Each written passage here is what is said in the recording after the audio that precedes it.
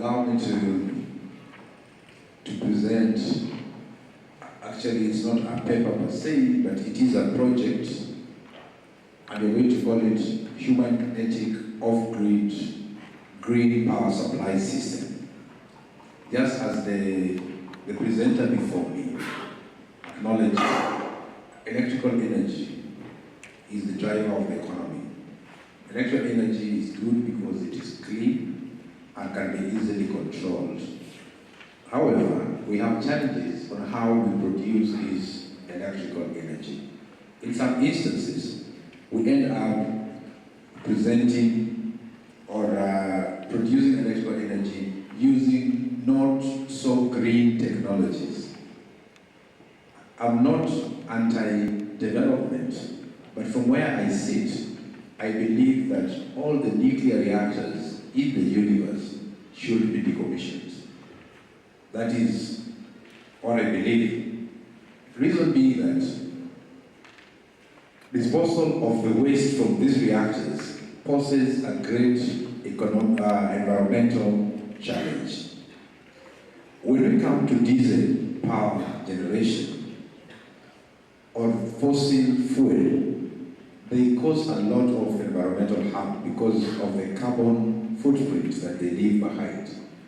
So it is my conviction that we must look for greener ways of generating electrical energy. And that is the reason why we came up with this project. Well, industrial development, of course, calls for the energy. And we have a huge energy gap. And the most unfortunate thing is that when you have such circumstances, then what suffers most is the environment, because we forget that we owe to the generations that will come after us that we should leave the environment a better place for generations that will come after us. We owe them that. Otherwise, if our forefathers had not done the same, they would not have inherited what we have currently. Unfortunately, we are not looking at that, and things are going south. In terms of energy demand, you can see what the graph is talking about. From 1970 up to around 2030, you can see that our gap currently stands at 20 terawatts. Tera stands for almost a trillion watts of energy. This demand is huge, you cannot meet that. And the most unfortunate thing is that we have the exponential growth of the demand, so it's not coming down anytime soon. In terms of breakdown of the sources of energy, I mean, the most unfortunate thing is that the highest percentage, at 40%, we're talking of fossil fuel that leaves a huge carbon footprint. We have the carbon dioxide, global warming as a result of both. Look at all these, the top three: oil, gas, coal. They are not clean. They are not clean. Renewable energy is at a very low point. But this is the best that we could use. So the impact of our consumption of this not so clean energy has been felt significantly on our climate. Currently, the climate has changed so much. For instance, in Kisumu here, our weather is so erratic that you don't know when long rains will come and for how long they will be. So we have extended periods of drought, and when the rain comes, they are excessive. So in most cases, they don't help us a lot. So it's important for us to acknowledge that so far, this is becoming a threat, not to the coming generations, but to even our own very existence.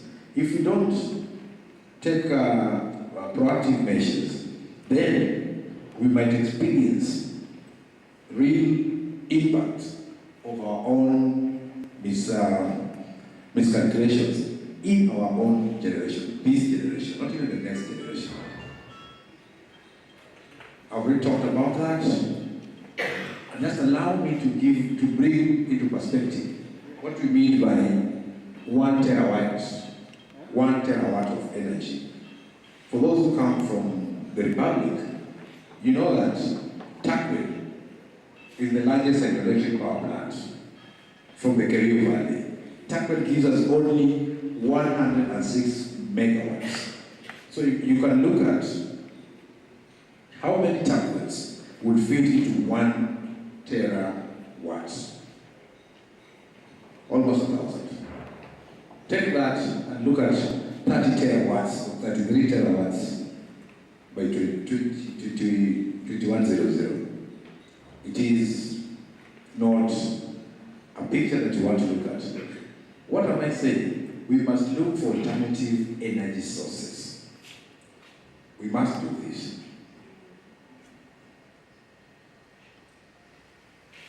Now, one of the main issues when you're looking for alternative energy sources is that it's good, you want the alternative, but are these sources reliable?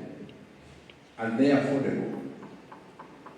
Because for us to support the industrial revolution, then we need an affordable source of energy. That has been a main concern. I believe everybody wants to go for renewable. But the costs are prohibitive.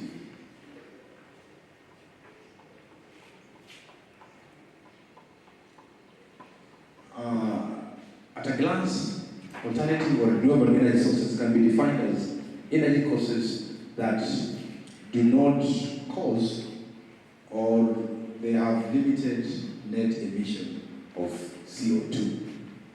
Hence, they are what we call environmental friendly, called the green energy. There are a number of sources where we can tap green energy. One of them is solar. By large, it's one of the most promising. We have hydroelectric, we have biomass, we have wind, we have tidal currents, and geothermal. In our republic, I'm happy to report that this is one of the most promising. Actually, our geothermal potential is quite huge. If we were to invest in that, then we'll take care of innovative means of scavenging for electrical energy from human kinetic motion. Allow me to use the term scavenging because the need is so there that from where I sit, I believe that any source of energy that can be tapped, that is green, should be tapped.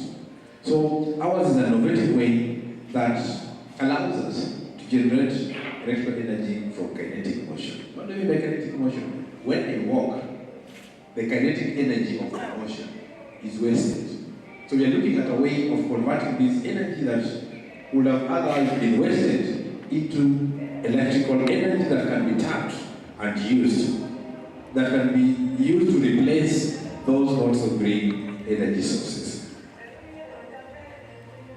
Our objectives were to design a human kinetic power generation system and to design and implement a microgrid green power supply system. So those were the objectives that we were working with. This project I worked with my trainees from the electrical department, so it's not entirely my own innovation. I'm just a presenter. Allow me to use the word tip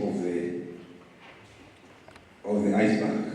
There is a team. They are the innovators that were all instrumental in this design. Of course, the research questions will mirror the objectives. Let's look at the methodology. So the system is designed to capture human kinetic energy energy from the walking or the running motion of the body. So we are talking of a generation system that will capture the energy that I dispense as I walk, for instance, on this stage. Otherwise, that energy would have been wasted. So this is achieved by converting the resulting force of the weight of the human body, and this is that would have otherwise been transferred to the ground by the footstep, and we convert them into some useful mechanical torque. So that was the method that we, after a lot of research, that method is what we realized could assist us in tapping that human kinetic energy. Now, when this energy, once you produce the mechanical torque, then the torque would now be transferred to an electrical generator that will convert the mechanical energy into electrical energy. Once we have that conversion, then the electrical energy can be stored in form of your rechargeable cells. Remember, electrical energy cannot be stored in its raw form, but you can store it in another converted form. For instance, when you use rechargeable cells, we're able to store this in a form of chemical energy. My block diagram will consist of the energy harvester. This is the point where the human kinetic energy is tapped, and then it is converted into pneumatic energy. We decided to use a pneumatic system, and this pneumatic energy is able to be transferred into a generator to give us electrical energy. We decided to use a pneumatic system because, as I've said, the main undoing of solar energy is that you convert electrical into chemical, and the conversion is not very friendly. So what we're doing, the energy that is scavenged in form of mechanical energy is used to pump air, and we store that air. So we are not going to store electrical energy in the form of chemical energy if you don't need it, but we'll first store it in the form of air pressure. This air pressure can then be channeled to a turbine when the need arises, and the turbine is coupled to a generator that now generates electrical energy. So we are trying to reduce, there's so many points of conversion, because remember with machines, each and every point of conversion is where you lose energy, because the efficiency of these machines is never 100%. So on top of the harvester, which is just a system that motion of kinetic energy to air. The air will be taken to the processing unit where it will be converted into electrical energy. Of course, any electrical system must also have some control. So we'll have voltage regulation and the control system and a user interface that allows the user to interact with the system. As I said, this is a project that has been developed. So that was our prototype. It actually is a proof of concept that this concept can work. Now, when you look at these metallic panels, they are made in such a way that they are movable. So when somebody walks on top of these panels, then is able to exert the energy and the panels are able to move. Underneath the panels, we have air pumps. So every time somebody walks, when you step on these, as you walk, then that motion is like operating an air pump. So that is the conversion we're talking about. This is the scavenger, but as you walk, then you convert that into air pressure. And this air is stored in an air reservoir.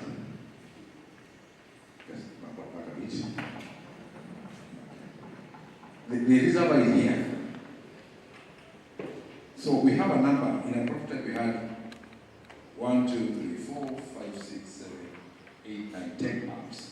So as you walk along that platform, then all these air pumps are interlinked and they will take that into that storage system.